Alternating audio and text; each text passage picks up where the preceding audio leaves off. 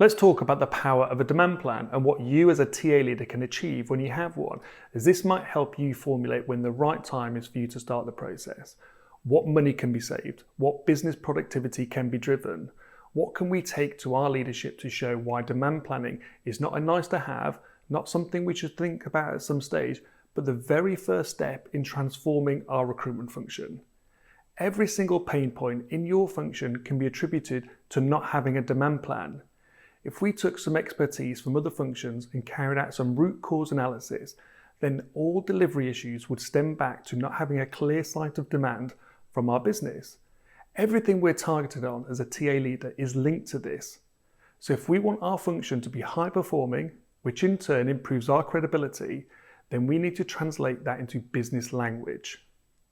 Investment in something new is hard to achieve, so if you want to stand a chance of gaining it, you need to be smart about it. Time, cost, quality, experience.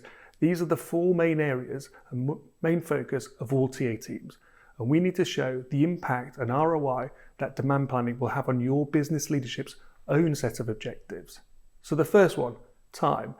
In TA, we often talk about time to hire. This is an obvious metric for us, but we need to shift our terminology slightly if we're to have an impact.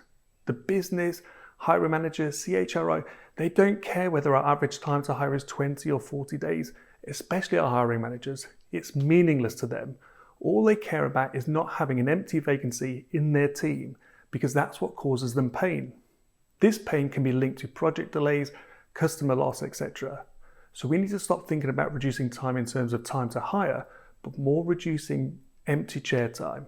Because behind every empty chair day we remove, we put money back on the bottom line of our business. Suddenly, we can directly link demand planning to greater business productivity. And that's something the business will care about. It's also something your CHRO will care about, because now you'll be responsible for driving better business productivity through better TA delivery. As you can see, a slight shift in our terminology can have a big impact. If you're hiring over 1,000 people a year and you reduce your empty chair time by 5 days, that's 5,000 extra productive days you'll drive into your business. If each of those days is worth, say, £200, that's an extra £1 million you've put back on the bottom line. And that's just for 5 days. Some of our customers we work with have removed 30 to 40 days so far. So if you're interested in working out what your empty chair time is, drop me a line and I can show you how to do it. So the thing to remember from this video is start talking business language and not old recruitment metrics. If you go to your CHRO with a plan to put £1 million on the bottom line, I'm sure they'll want to hear about it.